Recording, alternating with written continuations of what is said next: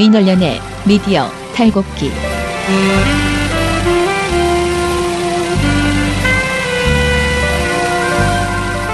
민원련의 미디어 탈곡기 105화를 시작하겠습니다.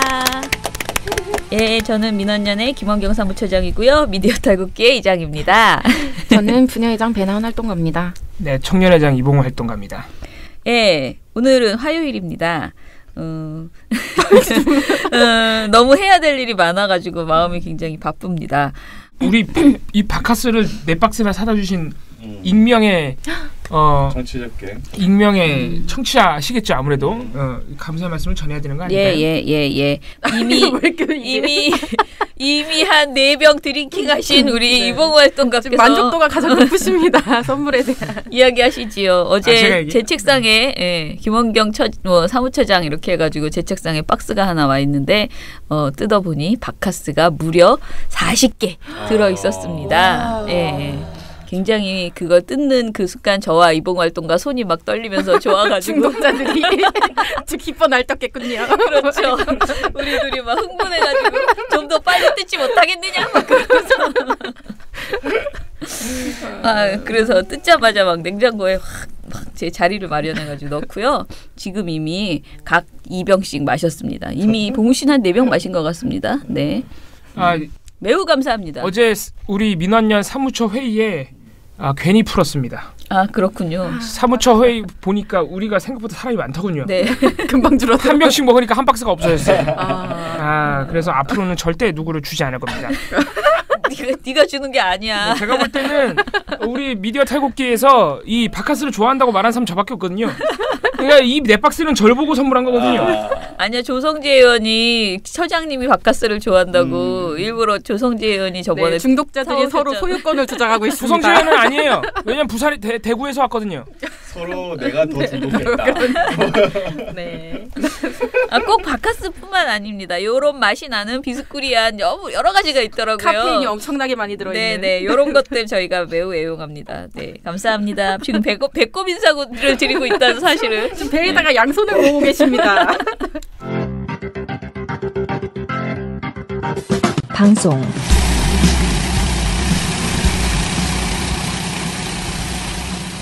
9월 8일날 조선일보가 네.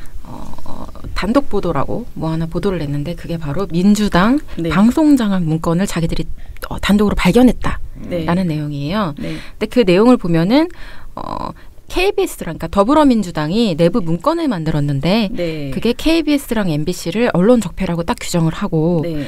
어떤 이사장이랑 이사진 퇴진을 추진하는 과정에서 네. 그 로드맵을 다 짜놨다. 네. 근데 그게 단계별로 이미 다 진행이 되고 있다. 네. 시민단체랑 방송사 구성원들을 중심으로 그걸 추진해야 된다는 어떤 막 그런 음모 같은 것들이 담겨 있다. 뭐 이런 내용입니다. 보도 네. 자체는. 네. 자, 조선일보 보도가 나오니까 자유한국당이 어땠겠습니까? 또 기뻐 날뛰었겠죠. 네, 네. 바로 이거를 언론 장악 문건이다. 이렇게 네. 표현을 하면서 이거에 대한 국정조사를 우리가 추진해야 되니까 네. 보이콧을 처리하고 들어가겠다. 정말 핑계는 가지가지야. 네, 마치 뭐 자유한국당을 멋지게 들여보내주기 위해서 조선일보가 그러니까. 이걸 마련해준 것처럼 너무 쿵짝이 잘 맞으니까 짠 거 같잖아. 그쵸, 그렇게 의심이 들 정도로 아주 타이밍이 맞아요 이거? 민주당이 쓴 게 맞습니다. 네. 실무자가 썼다 그러더라고요. 네.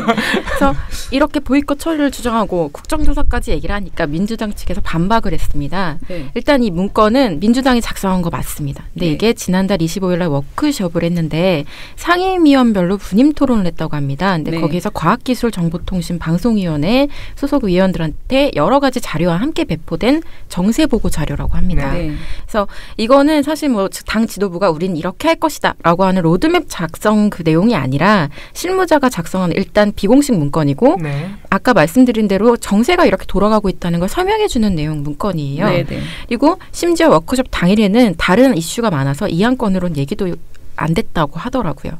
그리고 지금 국정조사를 자유한국당이 추진하자고 얘기를 하고 있는데 여기에 대해서 민주당은 그래 해라 네. 하는데 그러면 민주당 요 비공식 문건 자료로만 할 게 아니라 이거 포함해서 이명박 박근혜 정부 9년 동안에 방송장악했던 거 불법 부당행위 전반에 네. 대해서 한번 해보자. 잘 됐네. 그래 해보자. 심지어 자유한국당 특검도 하자 그러던데. 네, 그거 다 해보자. 해야 돼. 네, 잘 이렇게 됐네. 얘기를 하고 있습니다. 좋네. 자유한국당 반응이 뭐죠? 자유한국당은 대답 안 하고 계속 특검하자. 이걸로만 하자. 막 이렇게 얘기하고 있습니다. 대화가 안 통하는 분들이네. 자, 조선일보가 이렇게 보도를 내고 자유한국당이 이렇게 반응을 했으면 누가 제일 방송사 중에서 격렬하게 반겼겠습니까? MBC. 네, 맞습니다. 이 보도가 9월 8일 조선일보 보도가 나온 바로 저녁 종합뉴스부터 나오기 시작을 했는데요. 네. 9월 8일부터 9월 9일, 10일 3일간 MBC가 총 7건. 이것만? 네. 딱 요 이슈만 7건을 요새 하고요. 뉴스도 아마 단축 방송하고 있을 텐데 그 와중에 네. 보도 꼭지도 적은데 그러니까. 이거를 거의 이제 앞꼭지에 배치를 해서 네네. 엄청나게 열심히 보도를 전사적으로 나섰네. 하고요. 대단해. 이게 뭐 조금 더 범위를 넓혀서 언론 장악 프레임 관련 보도라고 한다면 8건까지도 와, 볼 수 있습니다. 장난 아니다, 왜냐하면 진짜. 그 EBS 사장 인사 어. 관련해서도 이거 문재인 정권 코드 인사다 이렇게 보도를 그 했거든요. 장애랑 신임 네, 사장님. 네네네. 근데 이게 지금 얼마나 독보적이냐면 TV조선 보도량이 2배예요. TV조선은 네 건 정도 했거든요. TV조선 보도 뉴스보다 한 절반밖에 안 됐는데 뉴스 시간이.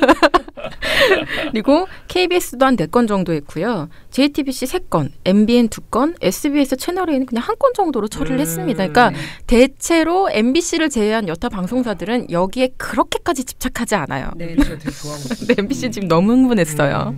흥분했고, 축하드립니다. 네. 보도 내용은 어땠겠습니까? 그냥 다 예상 가능하게 알겠죠. 문건은 이거는 100% 마치 그러니까 확정된 것처럼 이거는 언론장악 문건이다라고 받아들여지게 보도를 하고 있고요. 자유한국당 주장을 받아쓰고 있는데요. 보도 제목도 일단 이런 식입니다. 공영방송 경영진 교체 파문 확산. 파문이래.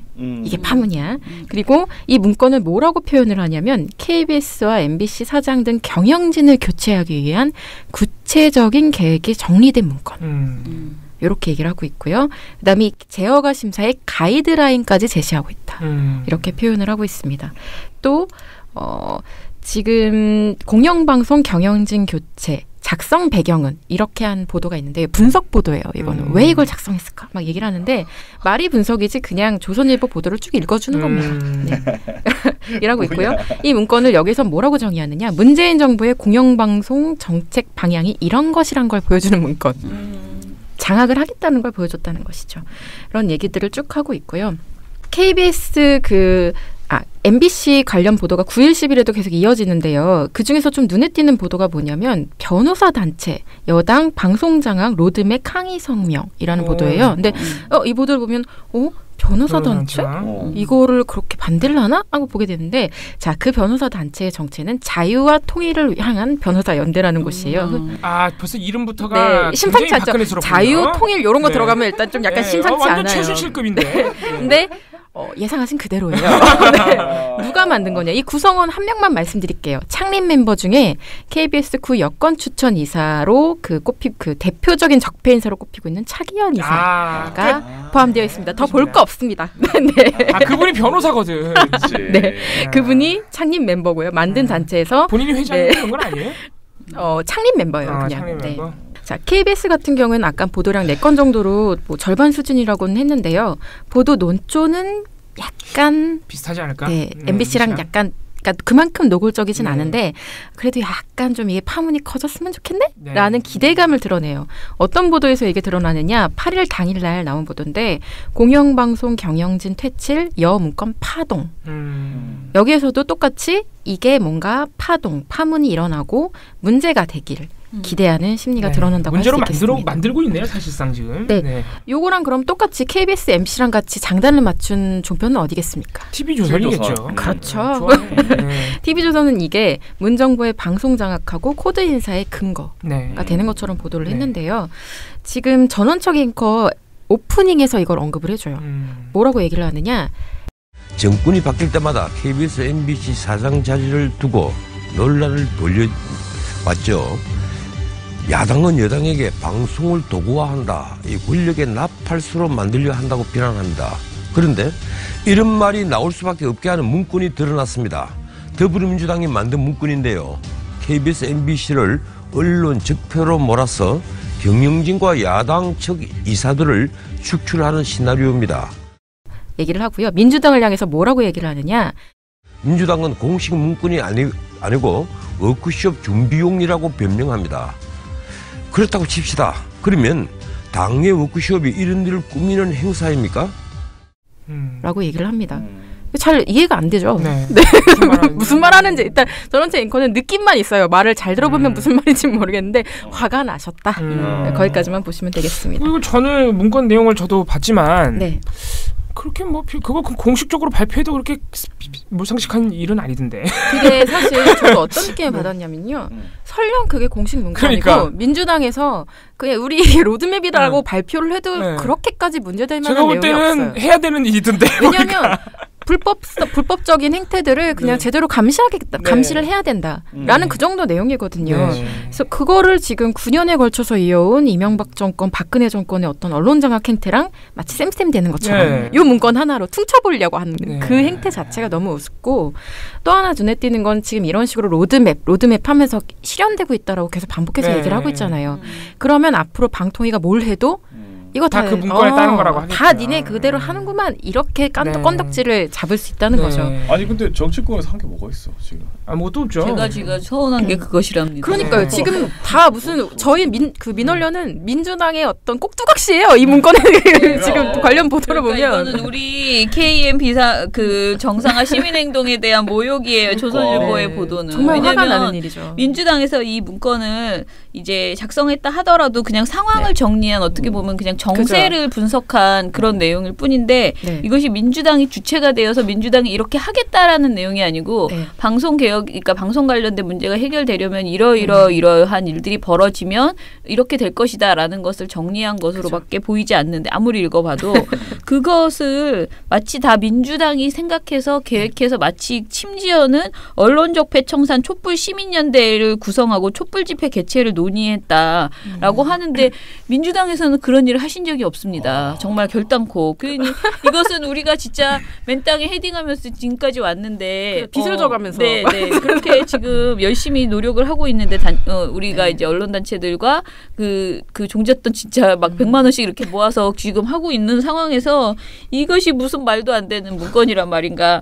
그래서 이거는 조선일보의 보도는 한마디로 민주당에게도 정말 어처구니 없지만은 사실은 정말 열심히 일한 우리 언론단체와 그다음에 MBC, KBS 그리고 이 시민행동에게 모욕이에요, 모욕. 굉장히 어처구니 없는 그런 보도고, 사실은 유희선 박문진 이사가 마치 이런 압박 때문에 사의를 표명한 것처럼 조선일보 보도의 가장 큰 문제점은 핵심이 그런 문서가 나왔다가 아니고 문서 바로 밑에, 문서 보도 바로 밑에 이 유희선 박문진 이사가 사의를 표명했는데 이것이 문건에 대한 이런 문건으로 대표되는 민주당의 압박 때문이다라는 식으로 보도가 되어 있거든요. 그래서 또 사설에서도 조선일보가 이렇게 얘기를 해요. 세트로 항상 세트로 이렇게 얘기를 해요. 그래서 전반적으로 봤을 때 유희선 이사가 사임한 것이 이들에게도 굉장히 충격적이고 이게 굉장히 안 좋은 조짐이라고 보인 것이고, 그것을 이제 몰고 가는 걸로 이 방송장악 문건이라는 것을 두둥하고 띄워서 마치 이제 아까 자유한국당이랑 세트로 이렇게 쭉 시리즈로 가고 있는 그런 모양새를 지금 보이고 있고요. 사실 계속 몇 번을 얘기해도 그러니까 필요 없는 얘기지만은 얘네들 기사에서 보면은 자기네들이 이게 8월 25일 날 문건이라고 나오거든요. 그런데 우리는 7월 13일 날 발족을 했단 말입니다. 그래서 전혀 이들과 상관없이 이 문건과 상관없이 우리의 일정이 차분하게 미리 진행되고 있었고, 사실은 KM 시민행동 발족 자체도 사실 되게 늦은 거였고요. 왜냐면은 굉장히 그런 논의가 그 전부터 왜 이렇게 KM에 대한 문제 해결이 있어야 된다라는 시민의 목소리들도 있고 내부에서도 있고, 그래서 좀 늦지만 더 이상 늦출 수 없다 해서 이제 시민행동은 발족을 한 것이고, 그리고 촛불 집회가 이미, 그러니까 촛불은 아니지만 아무튼 우리가 돌먹어 붉은 파티를 이미 이 8월 25일 문건이 만들어지기 전에 이미 한 6번, 7번 나가고 있는 상태였는데 어디서 무슨 로드맵이고 뭐고 이런 얘기를 지어내고 있는지, 그리고 특히 홍준표 홍준표 대표가 탄핵감이라고 얘기했잖아요. 이 네. 문건을 가지고. 뻑하면 탄핵이야. 지네 대통령 탄핵당했다고. 이건 약간 좀 심리 치료를 받아야 되는 것 같습니다. 이상한 사람들이야 진짜. 그래서 이거는 아무튼 총체적 난국이다. 진짜 그 미디어오늘 기사인가 어딘가에서 제가 제목을 보니까 네. MBC, 조선일보, 자유한국당 뭐 약간 제정신이 아니다. 뭐 그런 식의 제목 이렇게 세트로 얘기를 했는데 정말 딱 맞다. 아니죠. 예. 알고는 있었지만 해도 진정됐습니다. 해도 너무한다라는 생각이 정말 드는 진정한 어처구니 없는 이 우기기 전략. 진짜 돈 안 든다 이렇게 막 우기고 있는. 우리는 돈을 쓰고 있는데 네네 돈도 안 맞아요. 들고 우기고 없어가지고 지금. 예, 저희 진짜 요즘 너무 KM 시민행동을 이끌어가는 게 정말 힘들거든요. 아 참 약올릅니다. KBS 한국방송 네 안녕하세요. 안녕하세요. 예, 안녕하십니까. 안녕하세요. 예. 네 오늘도 예. 전국 언론노조 KBS 본부 정수영 공추위 간사님 연결해 보겠습니다. 우리 처야님이 갑자기 진행을 멈추셔가지고 제가 요즘 자꾸 멍 때리고 있습니다. 예. KBS 기자협회가 고대영 사장의 민주당 도청 의혹 사건 네네. 관련해서 기자회견을 한다고 하셨는데 어떤 내용인지 말씀을 좀 해주시죠. 네, 사실 저희 조합에서 관여하기보다는 KBS 기자협회가 기자협회 자체 집행부에서 그동안 진상조사위원회를 꾸려서 조사 활동을 벌여왔던 것이라서 저희가 소상한 내용을 공유받지는 못했고요. 네. 예, 다만 이제 저희 조합원들이 기자협회 소속이기도 해서 많이 활동을 하고 있다고만 전해 들었고, 지금 이제 KBS 신관 부근에 있는 작은 건물 강당을 빌려서 네. 지금 현재 기자회견을 진행을 하고 있습니다. 네. 그래서 구체적인 내용은 지금 기자회견을 통해서 이제 알려지고 있는 중이고요. 예. 저도 이제 간접적으로, 구체적인 내용은 아니지만 간접적으로 어떤 내용인지에 대한 설명을 듣기로는, 네. 사실 이제 기자협회가 어떤 강제로 뭘 조사할 수 있는 법적인 권한이 전혀 없는 그야말로 임의단체다 보니까 네. 어려움이 많았지만 그런 어려움에도 불구하고 유의미한 뜻깊은 그런 몇 가지 새로운 사실들을 발굴한 것이 있다. 네. 그래서 아마 지금 그 남부지방검찰청에서 수사하고 있는 도청 의혹 재수사 고발 사건에서도 눈여겨볼 만한 대목이 있을 것이다. 네. 이렇게만 전달을 받았습니다. 그래서 아마 지금 진행 중인 기자회견이 끝나면 관련 내용이 또 기사화가 되고 앞으로의 수사에도 어느 정도 영향을 미치지 않을까 예상을 하고 있습니다. 뭔가 중요한 정황을 기자협회에서 좀 발견하셨을 수도 있겠네요. 예, 좀 자세히 내용을 들어봐야 될 것 같습니다. 중견 기자가 그 당시에 이제 3년차 막내 기자인데 녹음이라도 하든가 아니면 녹취가 가능하면 녹취라도 하라고 했다. 이런 얘기를 본인이 했다고 진술을 했습니다. 이 얘기는 결국 당시 이제 3년차 막내 기자라는 별 경험이 없는 기자인데 사실 선배가 취재기실을 하면서 그런 어떤 면에서는 그 녹취 또는 녹음 이런 얘기까지 하면서 취재를 해오라 내용을 알아오라고 하는 어느 정도 그 압박을 상당히 느낄 수 있는 그런 지시를 하고 있습니다. 앞으로 고대영 사장님, 우리 성재우 위원장께서 저번에 고발인 조사를 받으셨는데 앞으로 이 민주당 도청 의혹 사건 관련 조사 일정이 어떻게 되는지 혹시 알고 계신가요? 사실 검찰이 어떤 수사의 진행을 결정하다 보니까 저희들이 수사가 어떤 식으로 언제 어떤 단계가 이루어질지를 미리 예측하기는 좀 어렵습니다. 그렇지만 근본적으로 그러니까 상식적으로 추측컨대 주요 관련자들에 대한 소환 조사가 이루어지지 않은 부분들이 분명히 있다고 저희 생각을 하거든요.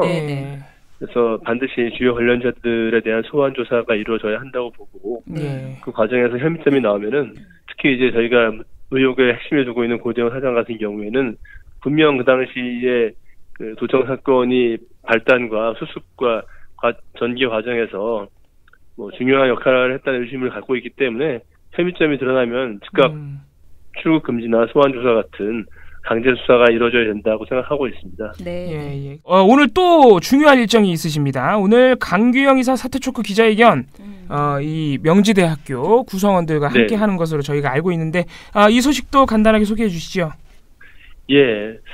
명지대학교는 다들 아시다시피 91년도 그 전경의 구타로 사망한 그 민주화운동의 열사 강경대 열사가 계신 곳이 계셨던 곳이고요. 맞습니다. 그래서 강경대 열사 추모사업회가 오랜 시간 동안 활동을 해왔고, 그래서 명지대학교의 그 강경대 열사 추모사업회와 함께 이번에 공동기자회견을 마련하게 됐는데요.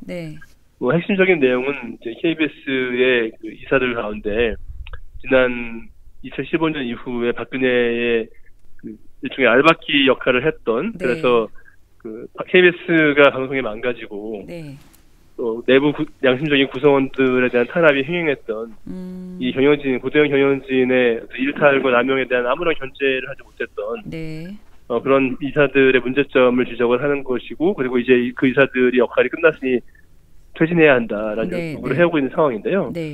그 이사들 가운데 한 명이 바로 명지대학교 방목 기초과학교육대학에 재직 중인 강규형 교수입니다. 강규형 교수가 그동안 KBS 이사회에서 그 구여권의 다수 이사로 있으면서 방송 장악은 물론이고 고대영 전 본부장을 사장으로 선임한 책임부터 시작해가지고 여러 가지 KBS 경영진에 대한 KBS 경영 과정과 KBS를 몰락하는 과정에 대한 책임이 크다고 저희 보고 있고요.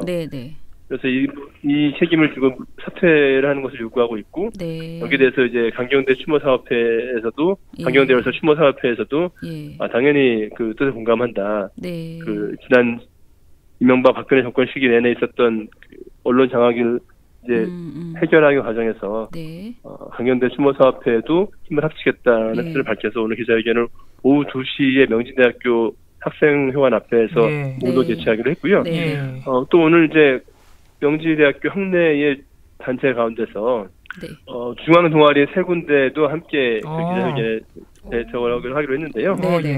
제가 지금 방금 전에 그 강경대 열사 추모사업회 관계자분께 말씀을 듣기로는 극예술연구회 R, 또 민속예술연구회 탈터사랑, 시사 토론 동아리 PER 이렇게 3군데의 중앙 동아리가 오늘 강규영 이사 사퇴 촉구 기자회견에 함께 하기로 했습니다. 그럼 현재 재학생들과 함께 한다는 얘기겠네요, 오늘. 그렇습니다. 지금 강규영 이사가 명지대학교에서 강의를 하고 있다고 제가 알고 있거든요.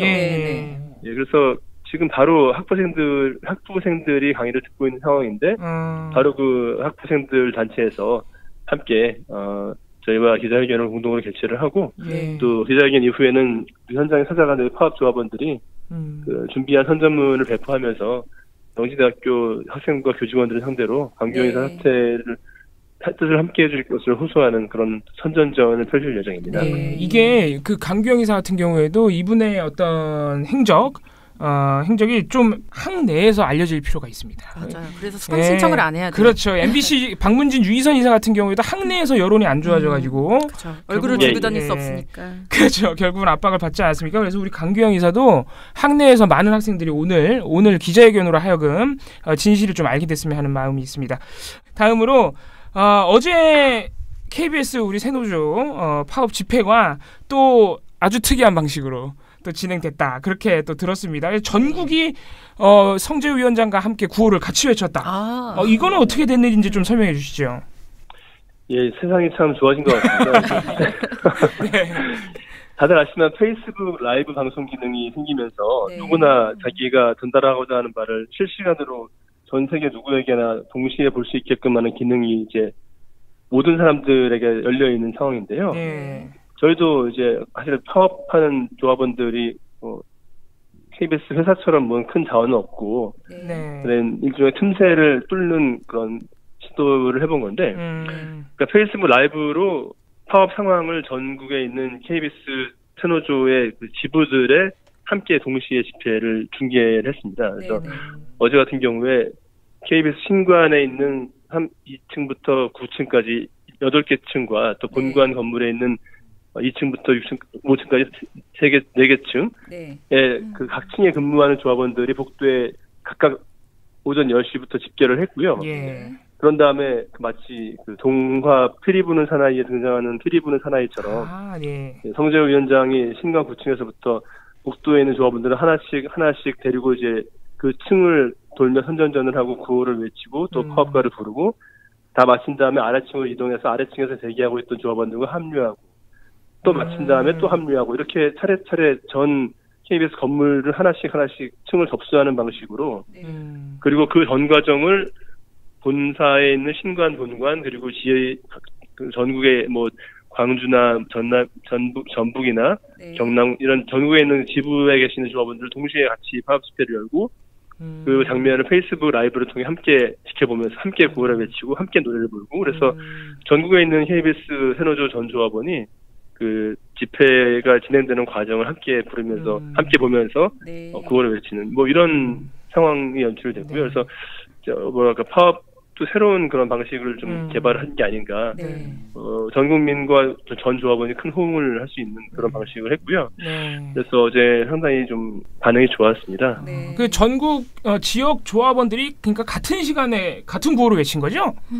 예, 동시에. 전국에서 예. 전국 조합원들이 같은 시간에 같은 구호를 했고요. 또 하나 특이할 점은 저희가 그 이례적으로는 아니다만 그 언론 부역자로 그 전국 언론 노조가 선정한 이제 부여 언론인들이 있습니다. 그 중에 대표적인 인물 중에 한 명이 지난 박근혜 최순실 국정농단 당시 그 기자협회장의 문제 제기에 대해서 최순실이 측근이 맞냐라면서 유명한 분이죠. 보도를 묵살하려고 했던 그런 분이 있습니다. 그 정지환 현 대전 총국장이고 당시 KBS 통합뉴스는 국장인데 이분이 지금 대전 총국에서 총무장으로 재직 중이시거든요.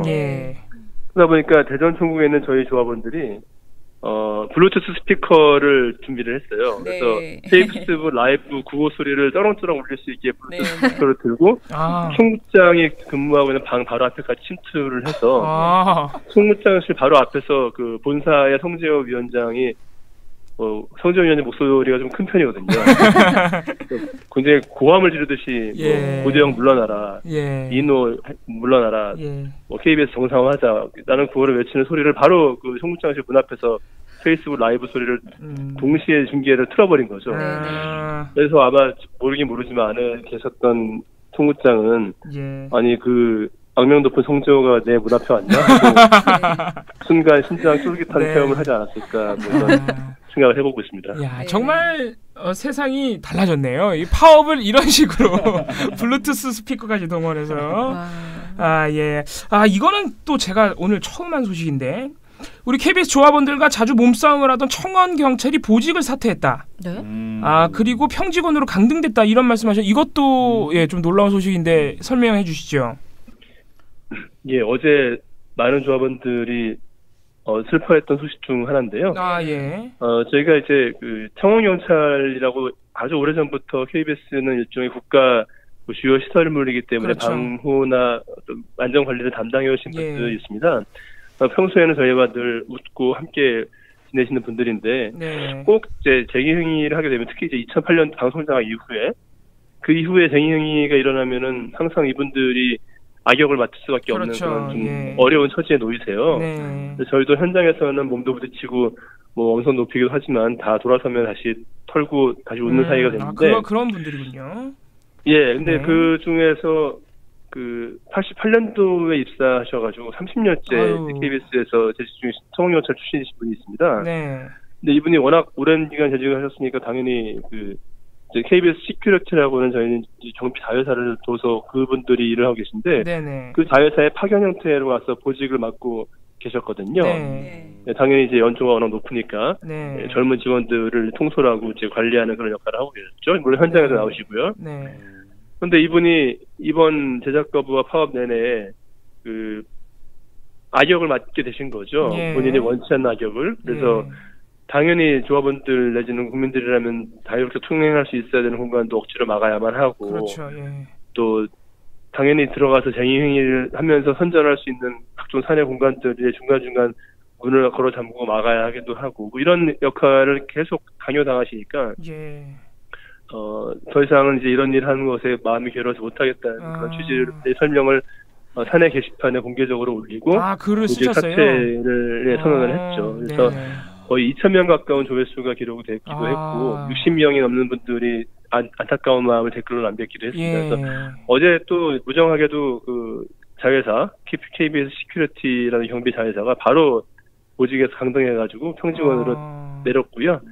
후임 보직자를 임명을 했습니다. 그래서 이분이 사연이 저희 KBS 지금 파업 중인 조합원들에게는 많이 가슴 아픈 일로 회자되고 있습니다. 이분도 찍힐 가능성이 좀 있네요. 앞으로 물론 우리 이제 KBS가 체제가 변화하겠지만 정상화되겠지만 그 전까지는 조금 이분께서도 힘든 시간을 보내셔야겠네요. 얘기를 들어보니까. 예, 저희 조합이 힘을 드리고 보호해드릴 겁니다. 정상화되면은 꼭 이분도 우리 KBS 세노조가 불이익받지 않게 챙겨주셔야 될 것 같습니다. 남아있는 이번 주 일정 간단하게 소개해 주시죠. 네, 오늘은 오후에 선전전과 기자회견이 있기 때문에 내일은 이제 이사회가 열리는 날입니다. 지난번 이사회 날은 고재영 사장이 평창으로 일종의 뭐 땡땡이라고 할까. 그렇죠. 이해가 안 되는 그런 행적을 보여다가 저희 위원장과 마주치게 됐는데요. 이제 내일 이사회도 동일한 내용입니다. 지난 이사회도 이제 방송 파업과 제작 거부에 대한 대책, 현황 파악과 대책 마련에 대한 안건이었는데 내일 이사회도 동일한 안건이거든요. 그래서 아마 그렇습니까? 이사들이 다 참석을 할 거고요. 그래서 당연히 이번 이사회에도 지난번과 마찬가지로 고재원 사장은 출석을 해야 마땅합니다. 근데 지난번에 안 했던 거에 대해서 이사들이 상당히 항의를 하면서 내일 이사회에는 사장이 직접 출석해서 실질적인 효과가 있는 논의가 되도록 해야 한다라는 뜻을 전달한 상태라서 저희 조합원들도 내일 이사회에는 고재원 사장이 출석을 하지 않을까 예상을 하면서 또 거기에 맞춰서 쟁의 행위를 준비를 하고 있습니다. 우리 모레는 저희가 이번 주를 사실 적폐이사 타격의 주라고 해서 지금 KBS를 그동안 망가뜨린 책임이 큰 이사들에 대한 문제 제기를 집중적으로 하는 시기를 잡았는데요. 그 취지에 걸맞게 내일도 이제 다수 저희 KBS 이사들 가운데 문제가 있는 이사들에 대한 어떤 이벤트를 준비를 했습니다. 근데 어느 이사한테 어떤 방식으로 문제 제기를 할지는 사실 이제 미리 말씀드리면 또 진행에 방해가 될 수 있어서 일단은 뭐 그런 이벤트가 준비되고 있다는 정도만 말씀을 드리겠고요. 그리고 이제 그 이후에는 이제 금요일 날이니까 또 돌마고 붉은 파티에 자연스럽게 합류하는 그런 행사를 진행할까 합니다. 정수영 기자님 혹시 내일 고대영 사장이 또 다른 데로 도망갈 가능성은 없습니까? 아직까지는 파악한 바가 없습니다. 그래도 우리 노조가 긴장하셔야 될 것 같습니다. 또 어디로 가실지 모르는 분이기 때문에. 오늘도 알겠습니다. 말씀 잘 들었습니다. 내일 또 뵙겠습니다. 감사합니다. 감사합니다. 네. 만나면 좋은 친구 MBC 문화방송. 오늘 KBS는 정수영 기자님 연결했기 때문에 소식을 자세히 들었는데 MBC 얘기는 좀 더 해드려야 될 것 같습니다. 지금 우리 김원경 차장님께서 경영평가 보고서 문제는 얘기해 주셨지만 어제 좀 더 슬프고 어떻게 보면 감동적이지만 슬픈 이야기가 있었죠. 어제 그러니까 9월 11일입니다. 파업 8일째를 맞이한 날인데 MBC 보도국 소속 5명의 뉴스 AD가 퇴사를 결정했어요. 왜 퇴사냐? 이분들이 이제 파업을 지지한 건데 파업을 지지하는데 왜 굳이 퇴사를 해야 되느냐? 왜냐하면 이분들이 비정규직이니까. 파견받아서 나온 분들이니까 MBC에서는 퇴사를 해야 되는 거예요. 근데 이게 이제 사실 파견 노동자나 비정규직 노동자 이런 분들이 전부 사실은 굉장히 불안한 고용 형태로 있는 거예요. 이분들이 파견 업체를 통해서 파견된 거지만 MBC에서 이렇게 퇴사를 하게 되면 일이 없는 거예요. 이분들은 사실상 비정규직이었는데 파업을 지지하면서 퇴사를 결정했습니다. 정말 큰 결심이네요. 그렇죠. 왜냐하면 파견직 노동자들은 파업에 권리가 없어요. 이분들은 MBC 직원이 아니라 이거죠. 실명을 공개하셨어요. 이분들이 양세연, 김푸름, 신예은, 민수지, 권혜민 5분의 뉴스 자막을 담당하시던 AD 분들입니다. 하면서 파업 지지 그리고 동시에 퇴사 결정하셨습니다. 이분들이 그래서 어제 어제 오전에 있었던 MBC 사내 집회 상암동 사옥 로비에서 있었던 상암동 로비에서 있었던 사내 집회에서 발언을 하셨는데 안녕하세요. 저희는 보도국 뉴스데스크 편집부 AD입니다. 저희가 이 자리에 서는 건 오늘이 처음이자 마지막이 될 것 같습니다.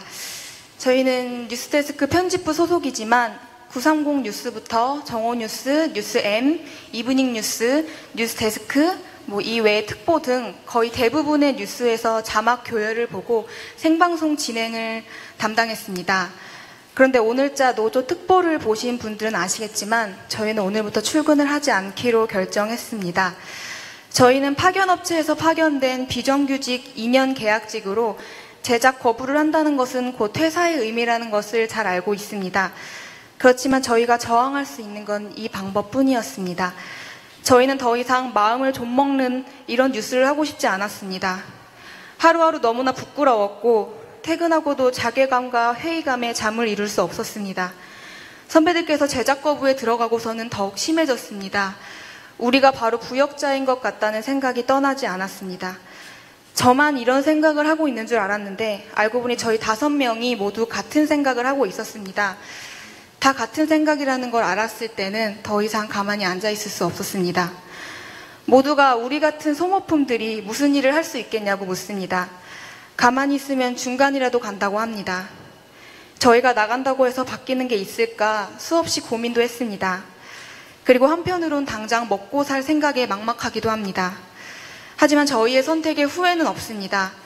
앞으로 MBC가 정상화됐을 때 저희는 이곳에 돌아올 수 없겠지만 MBC가 국민의 품으로 돌아가는 데에 저희의 용기가 미약하게나마 도움이 된다면 그걸로 더할 나위 없을 것 같습니다. 여기 계신 모든 분들이 아프지 않는 그런 날이 오기를 기다리며 하루빨리 MBC에 흐트러졌던 모든 것들이 제자리를 찾기를 간절히 기도하겠습니다.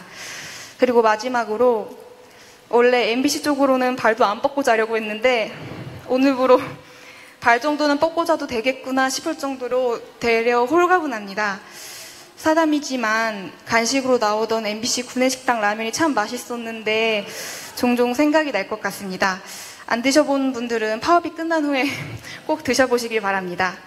그리고 저희와 함께 일했던 선배님들 아침에 갑작스럽게 소식을 접하시고 많이 당황하셨을 텐데 미리 말씀드리지 못해서 죄송하다는 말씀 드리고 싶습니다.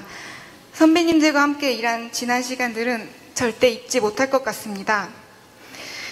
희노애락 중에 노와 애만 함께한 것 같아서 아쉬움이 크지만 오히려 그랬기에 함께 더 으쌰으쌰 힘낼 수 있었던 것 같습니다. 이제는 시청자분들께 희와 락을 드리는 방송 꼭 보여주시길 기대하겠습니다. 감사합니다. 네. 우리가 이렇게 많은 빚을 집니다. 5명 친구들에게 다시 한번 큰 박수로. 그렇죠. 사실 이게 정상화가 안 되고 이 상황이 계속 가면은 앞으로도 계속 일이 없는 거예요. 네. 그리고 파견업체에서 일꾼들 해주겠어요? 그렇죠. 한번 그렇게 되면 블랙리스트 일명 이런 분들도 그렇죠. 그러니까 파견 노동자들이 자기가 파견된 업체에서 사업장에서 이렇게 뭔가 불만을 표하거나 그쵸. 아니면은 근무 조건의 열악함을 말한다거나 이러면은 그 파견 노동자 사이에서 블랙리스트가 돼요. 그래서 안 보내주죠. 그럴 가능성이 높죠. 네. 그래서 이분들이 그동안 MBC 정직원들에 비하면 당연히 그동안의 근무 조건도 열악했습니다. 당연히 비정규직이니까. 네, 그런 상황에서도 어쨌든 간에 MBC의 상황이 비정상적이라는 데 동의를 하시고 양심을 지키기 위해서 그렇죠. 움직이시죠. 네, 더 이상 이런 뉴스를 자막을 칠 수는 없다. 이런 걸 우리 TV손 채널A MBN 자막하시는 분들도 좀 배워야 되는데 그렇게 해서 용기 있는 결정을 내렸고 어제 MBC 본부와 뜻을 같이 하셨습니다. 지금 이외에도 많은 비정규직, MBC 내부의 비정규직 분들이 이미 제작 거부에 돌입을 하셨어요. 그러니까 이분들은 사실 제작 거부 하는 순간 퇴사예요. 예. 일자리 잃는 거죠. 네. 시사 매거진 2580의 작가 여러분, 그리고 다른 드라마, 예능, 라디오 이런 부분들의 프리랜서 작가들이 이미 모두 회사를 떠난 상태라고 합니다. 그래서 이분들에 대해서 어제 MBC 본부가 또 고마움을 표했습니다. 네, MBC 본부 노조가 MBC를 정상화한 다음에 이렇게 MBC 노조를 돕기 위해서 자신의 일거리를 내던진 분들을 반드시 챙겨줘야 됩니다. 절대 잊으시면 안 돼요. 예. 물론 MBC 본부 노조가 이미 그런 뜻을 피력하셨어요. 우리가 정상화하면서 끝까지 함께 간다. 그래서 우리 이 MBC 내부의 비정규직 문제, 우리가 사회 어딜 가나 비정규직이 항상 문제지만은 지금 우리 MBC 내부의 우리 방송계의 비정규직들은 너무 조명을 받지 못한 감이 있어요. 그래서 이참에 우리 MBC 본부 노조가 MBC를 정상화하는 동시에 MBC 내부의 비정규직 문제까지 해결하는 그런 대승적인 방향으로 나아가시길 우리가 또 기대해 보겠습니다. 네, 그래서 앞으로도 이런 행렬이 이어지고 하고 KBS도 사실 또 안에 내부의 비정규직 여러분들이 있잖아요. 그래서 그런 부분에 있어서 관심을 우리가 가져야겠습니다. 네.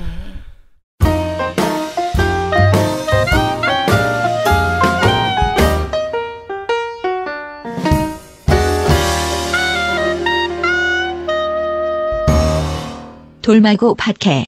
제가 어제 들은 이야기는요. 그 방문진에서 경영평가 보고서를 폐기했다고, 우린 사실상 폐기라고 우리가 이제 논평도 냈고, 방문진 이사회가 부결을 했잖아요. 그런데 방문진의 지금 고영주 이사장 및 구 여권 이사들은 폐기가 아니다. 우리는 다시 재논의할 것이다 라고 우기고 있다고 합니다. 그래서 폐기한 것이 아니고 우리 한 번 더 할 거다라고 하면서, 왜냐하면 폐기가 됐을 경우에 우리가 계속 지적하는 것처럼 이게 법 위반이다, 방문진법 위반이다 이렇게 하니까 지금 이것을 그냥 다시 재논의를 해서 폐기를 안 시키고 그러니까 또 채택을 해야 되나. 그런데 수정은 더 이상은 안 되는 것 같고 어쩔 막 이런 상황이 지금 벌어져 있고요. 이제 그대로 만약에 폐기를 안 하고 그대로 받아주면은 자신들이 가장 우려했던 것이 어찌 됐던 수위가 약하긴 하지만 그러니까 그 김장겸 사장의 문제점이 기록으로 남는다는 거, 정확하게 문서로 남는다는 것이고요.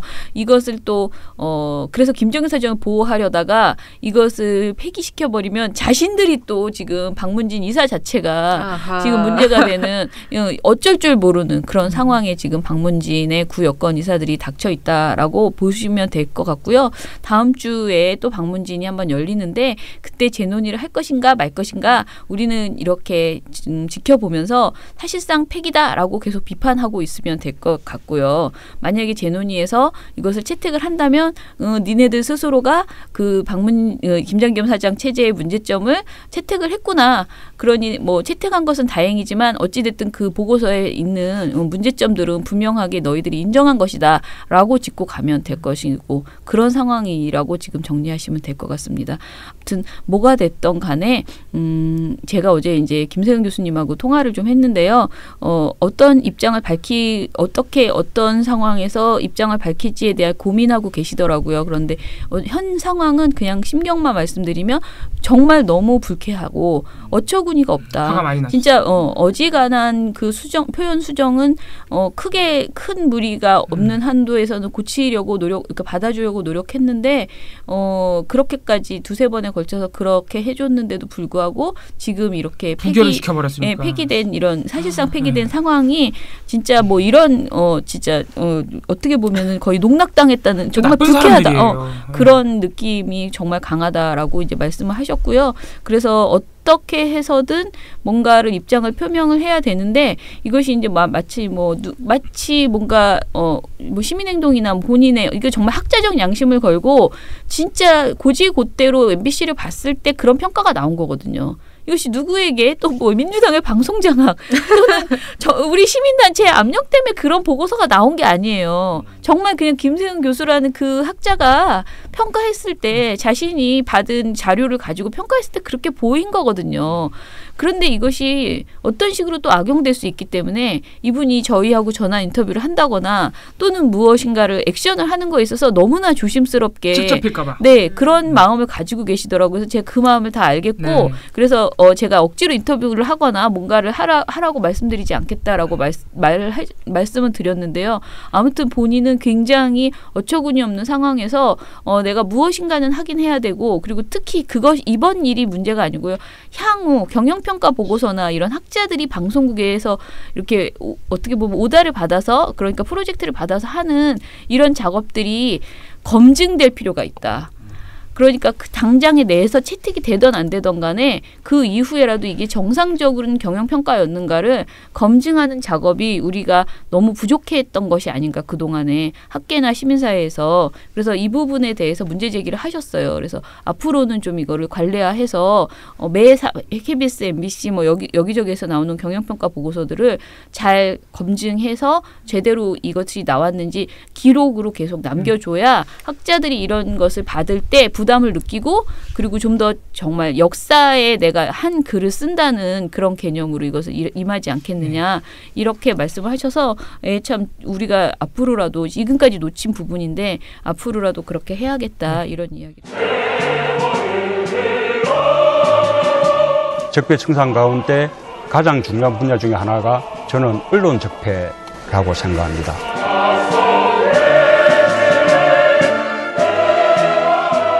민원연에 대한 압도적 지지가 대한민국의 새 시작을 여는 힘입니다.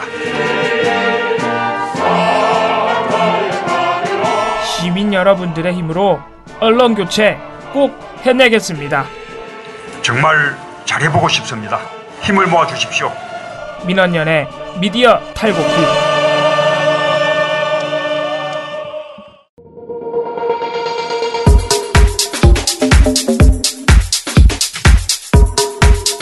종편.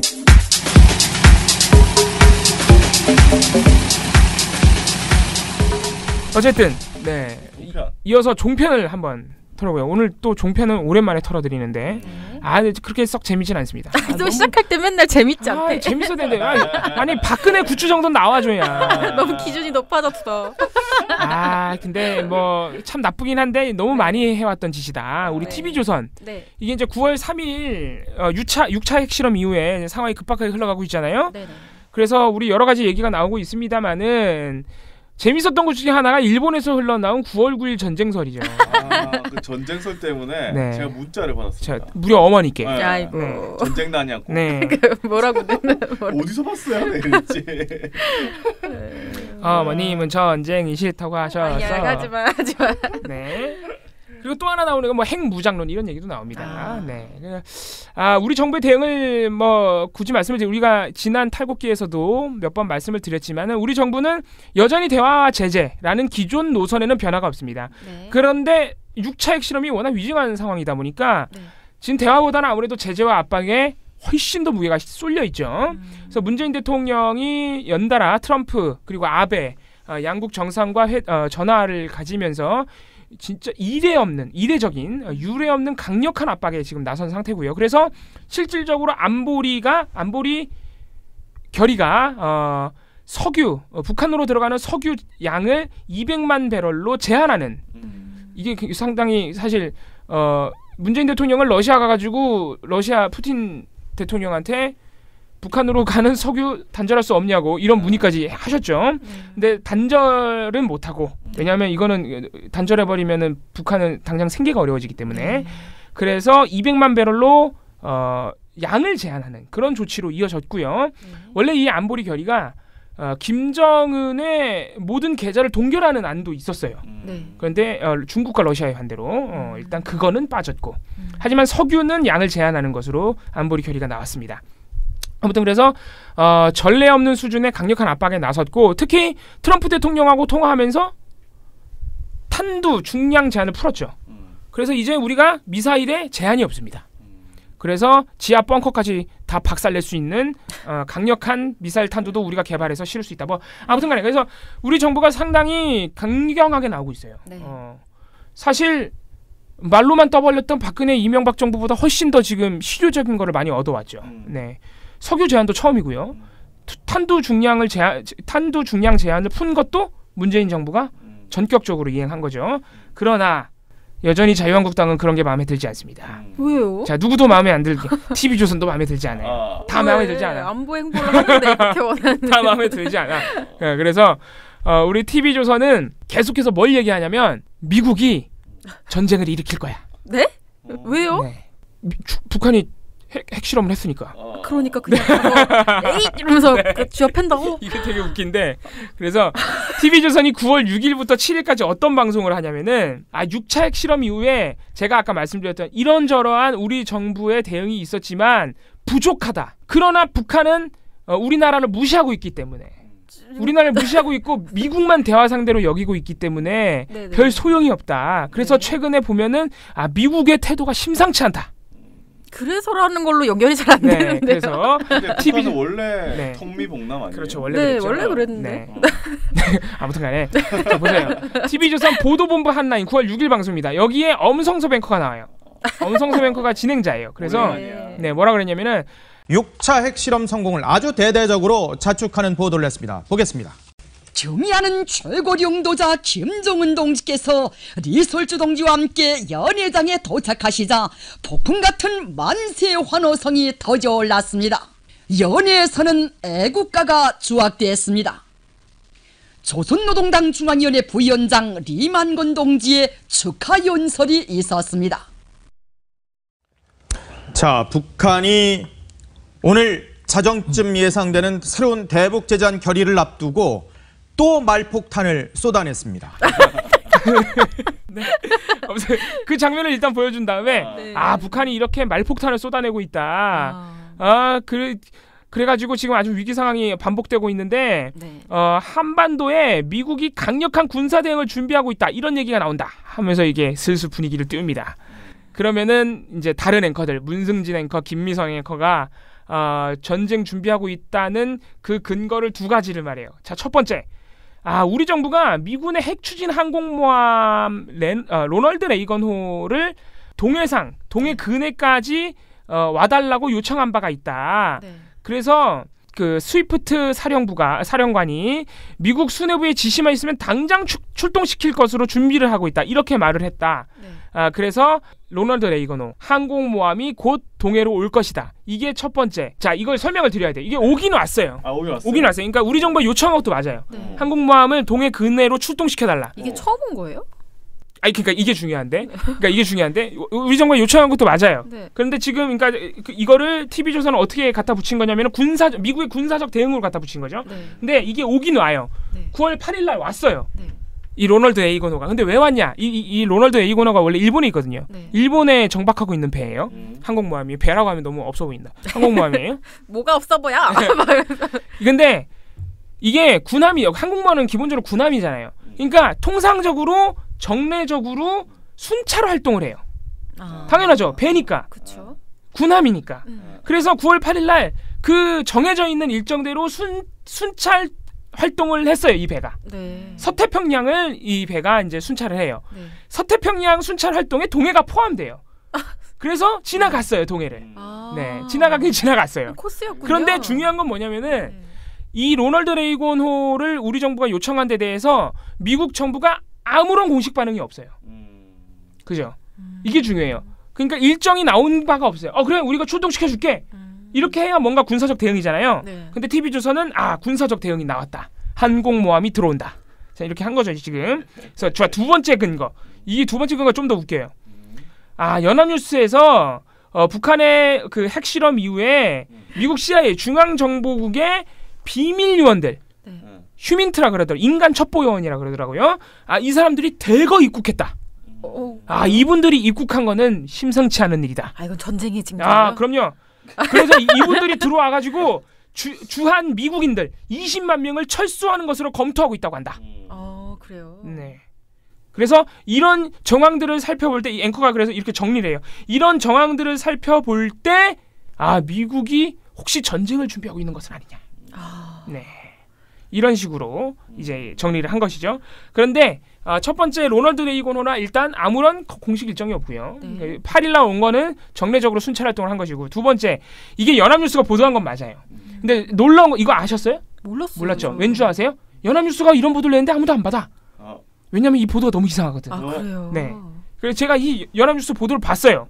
이 되게 웃긴데 일단 그 CIA 미국 그 중앙정보국의 비밀 요원들이 대거 입국했다. 이거를 누가 말해줬냐? 연합뉴스가 이거를 어떤 근거로 보도했냐면 익명의 정부 관계자. 네, 자주 나오는 정부 관계, 익명의 정부 관계자가 그렇게 말했다고 하면서 연합뉴스가 보도한 건데 이게 되게 웃긴 게 이 보도가 문장이 9문장밖에 안 돼요. 되게 짧아. 아, 그래요? 그래서 그러니까 심지어는 주한 미국인 20만 명 철수를 검토하고 있다는 것도 그 한 명의 익명의 정부 관계자가 다 말한 거예요. 이 연합뉴스 보도에 따르면. 네. 그런데 그게 총 9문장의 이 내용으로 구성이 된 짧은 보도인데 그 9문장 중에 무려 6문장이 알려졌다는 의미로 끝나요. 뭐뭐인 것으로 알려졌다. 뭐뭐인 것으로 알려졌다. 그러니까 나머지 3문장도 확실한 팩트가 아니에요. 뭐야, 그냥 뭐뭐인 것으로 전해진다. 술자리에서 이런 거 같아라고 얘기한 거 받았었나? 연합뉴스 보도 자체가 문장이 전부 다 카더라예요. 그러니까 노골적으로 카더라인 보도예요. 야, 이거는 제가 기자라도 못 받겠네요. 심지어는 기자들이 정말 웬만한 기자들이 안 하는 짓 중에 하나가 뭐냐면은 기사라는 게 아무래도 이렇게 특히 정부발 기사는 전달되는 거를 전원을 전하는 보도가 대부분이다. 원래 그러면 안 되는데 대부분이다 보니까 어미가 다 똑같아져. 그렇게 전해진다. 그렇게 알려진다. 자꾸 어미가 반복된다고요. 네네네. 그래서 일부러 기자들이 그 어미를 바꿔요. 네네네. 반복되면 없어 보이니까. 근데 이 기사는 너무 웃긴 게 9문장 중에 6문장이 알려졌다로 끝나다 보니까 그게 반복돼 심지어. 3번 연속으로 뭐인 것으로 알려졌다. 뭐인 것으로 알려졌다. 성의도 없네. 그래서 되게 없어 보이는 보도예요. 그래서 딱 봐도 내가 기자라도 이거는 받아쓰고 싶지가 않아. 너무 의심가해. 그래서 실제로 이 보도를 아무도 안 받았어요. 어디가 받았었느냐? 뉴데일리. 아이고. 네. 자, 그리고 한 군데 더 있죠. TV조선. 네, 그래서 TV조선이 이 근거도 없지만 신뢰성이 매우 떨어지는 보도를 가지고 미국이 전쟁을 준비하는 것처럼. 그래서 이런 내용을 막 얘기하면서 자막이 미국이 움직인다. 막 이런 큼지막한 자막이 막 떠요. 막. 또 저런 걸 보면 이제 어머님들이 그러니까. 불안해하시는군요. 네. 또 문자 오겠네. 자, 그리고 또 한 가지 TV조선이 좋아한 게 아까 말씀드린 9월 9일 전쟁설. 그러니까. 이게 간단히 전쟁설이 아니고요. 미국이 9월 9일 북한 건국절에 맞춰서 폭격을 한다. 이런 내용이에요. 미치지 않고. 네. 이게 이제 일본의 사실상 찌라시인 주간현대라는 주간지에서 나온 건데 이게 사실상 완전히 황색지예요. 그러니까 타블로이드예요. 주로 하는 게 아베의 뭐 여자 스캔들, 뭐 연예인 누가 바람폈다, 막 이런 걸로 주된 내용이 꾸며져 있는. 그러니까 원래 타블로이드라는 게 그런 유의 잡지잖아요. 그 잡지가 심지어 9월 3일 6차 핵실험이 있었던 그 주에 보도한 것도 아니에요. 언제 했어요? 무려 이게 언제 보도하는 건 지난달 7일. 한 달이 넘었어. 지난달 7일에 보도한 거야. 아니 그걸 왜 지금 근데 가지고 와서? 그러니까 이게 왜 이번 달 3일에 9월 3일에 6차 핵실험을 하니까 이 이제 찌라시가 다시 올라오기 스멀스멀 올라온 거죠. 미국이 6차 핵실험 했으니까 폭격할 거야. 근데 이 보도는 핵실험하기 한 달 전인 8월 7일 날 나왔다는 점. 그런데 이거를 TV조선이 이게 심지어는 어느 정도로 거짓말이냐면 이게 다시 막 여러 군데서 찌라시에서 올라오니까 조선일보를 포함한 대다수 매체들이 이건 낭설이다. 조선일보도 그렇게 보도했어요. 이건 낭설이다. 가능성이 없다. 지난달 7일 보도된 거다. 조선일보도 이렇게 보도했거든요. 근데 TV조선이 이걸 다루는데 무려 이거를 2가지 프로그램에서 다뤄요. 어잉? 네.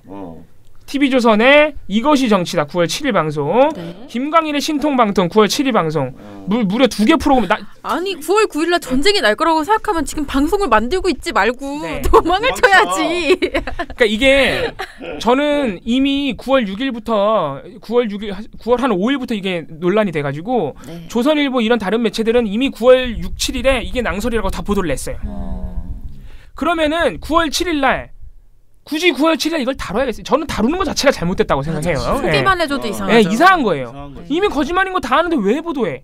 이거는 막 TV조선 어떻게 보도하는지 아시죠? 이거 되게 좋아하거든요. 그러니까 막 이 주간현대의 보도 내용을 막 자막으로 크게 띄워가지고 트럼프가 아베 총리에게 9월 9일 북폭 의사를 통보했다. 북한처럼 말해. 네. 이거를 자막으로 막 띄워서 9월 9일 전쟁 난다 막 이렇게 인터넷상으로 떠도는 걸 일부러 자막으로 크게 해서 계속 보여줘요. 아이고. 이거부터가 잘못된 거예요. 그러니까. 그게요. 이건 이미 오보기 때문에 굳이 다루려면 앵커가 간단하게 이런 소식이 있었지만 불안해하시지 마시라. 예, 이렇게 하고 넘어가면 정상이죠. 근데 이런 자막을 띄우는 것도 문제지만 이 김광일과 이것이 정치다의 최병묵 앵커 이 두 진행자가 아주 큰 문제예요. 이 두 분 아주. 예. 왜냐하면 패널들은 계속 가능성 없다고 얘기를 하거든. 이거 거짓말이야. 그래요? 예, 그래서 어떤 식으로 진행을 하느냐면 이게 되게 재밌는데 먼저 김광일 신통방통의 김광일 진행자 이분이 어떤 식으로 진행을 하느냐면은 먼저 이 사안을 이 전쟁설 오보를 다루는 그 시작 멘트가 되게 웃겨요. 이렇게 말을 합니다. 다음은 저희가 이 경계심을 담아서 뉴스 하나를 전해드리고자 합니다. 북한이 6차 핵실험을 한 이후에 인터넷을 중심으로 9월 9일 이번 토요일에 전쟁이 터질 것이다. 이런 소문이 퍼지고 있습니다. 자, 어떻게 된 내용이죠? 그러니까 이거를 이 사안을 다루는 앵커의 태도 자체가 완전히 핀트가 나갔죠. 그렇죠. 너무 흥분하고 있네요. 아니 이미 거짓말이라는 게 다 보도로 나갔는데 심지어 지난달 7일 보도. 진짜 모르는 거 아니야? 나 진짜.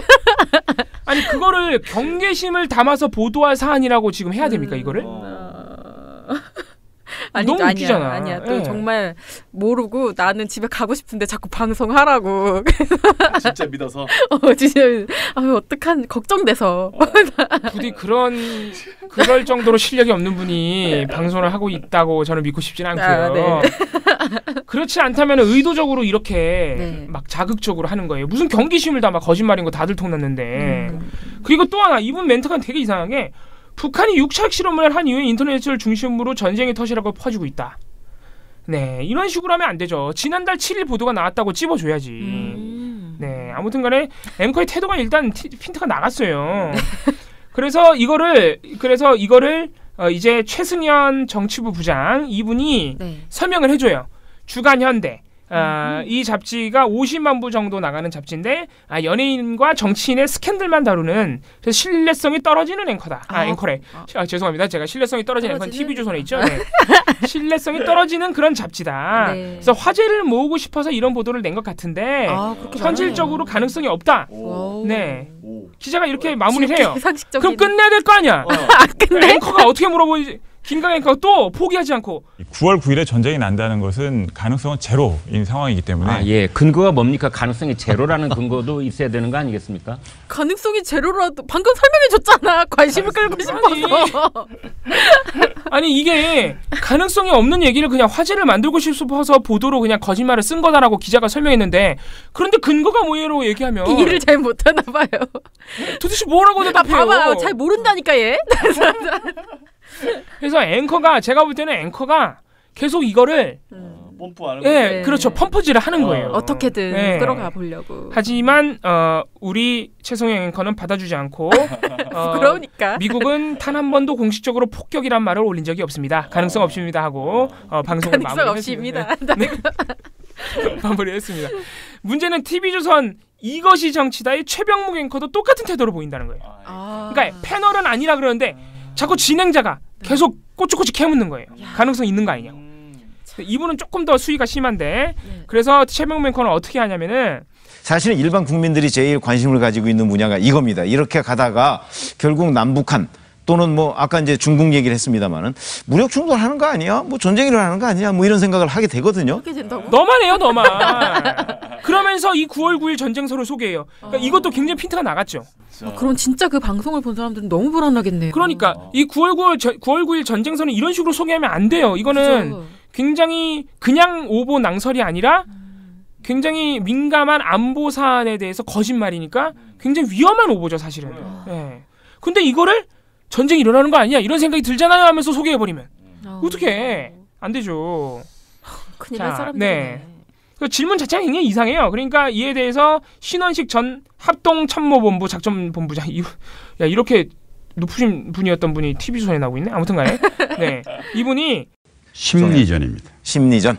네. 그러니까 그렇게 험하게 가기 전에 비핵화 평화협정으로 나오는 게 좋을 것 같다라는 심리전입니다. 그래서 무력 충돌 가능성이 지금 당장 할 수 있는 상황이 아니고요. 또 이렇게 얘기해요. 그러니까 최병묵 앵커가 근데 무력 충돌은 이제 우발적으로도 있을 수 있는 거 아니겠어요? 라고 또 물어봐요. 내가 듣고 싶은 답은 이거라고.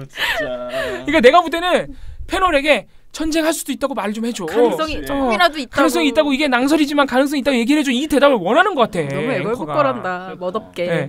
처음에는 그냥 심리전이에요라고 말했던 그 아까 말씀드렸던 그 신원철 전 작전본부장이 그럴 가능성은 거의 없고 한 번 더 그만해. 네. 전쟁은 동북아 그리고 세계의 위험을 불러오는 일이기 때문에 그럴 가능성이 없다. 적어도 그런 정도의 제어 장치는 세계 정치계에 있다. 이런 식으로 말을 합니다. 그러니까 지금 보면은 두 앵커가 두 프로그램 진행자가 문제죠. 그러네요. 네. 포기를 못하네요. 네, 포기를 못해요. 네. 그래서 역시 이번 6차 핵실험 이후의 종편, 특히 TV조선이 다른 방송사들은 이 정도는 아니었어요. 뭐 그 아까 제가 전쟁설 이전에 그 말씀드렸던 뭐 미국이 막 뭔가 이렇게 준비하고 있는 것처럼 그리고 9월 9일 전쟁설을 막 앵커들이 자꾸 부추기고 이런 정도의 방송은 나오지 않았는데 TV조선이 유독 옛날 버릇을 버리지 못했다. 이렇게 정리할 수 있겠습니다. 시민이 단결만 하면 언론 집회 세력 무조건 이깁니다. 왜 종편이라고 하는가 하면 종일 편파 방송만 한다고 종편입니다. 종일 편파 방송이 내 욕이나 하고 엉터리 여론조사 발표나 하고 그래갖고 국민 여론을 오도를 하고 종편이 그 4개 중에 2개는 없애버리고 모든 언론 세탁기 이어서 한번 돌리겠습니다. 아니죠. 우리는 민원연의 미디어 탈곡기에 넣고 확 돌리겠습니다. 민원연의 미디어 탈곡기. 미디어 탈곡기 순위가 정말 많이 떨어졌다고 합니다. 저희 이정일 PD의 눈이 아주 축 처졌습니다. 예, 입도 튀어나왔습니다. 네, 울고 있습니다. 예, 떡잎 PD를 살려주시는 차원에서 빨리 좋아요 누르시고요. 많이 들어주시고요. 친구한테도 권해주시기 바랍니다. 미디어 탈곡기는 내일도 열심히 털어드리겠습니다. 탈탈탈. 안녕.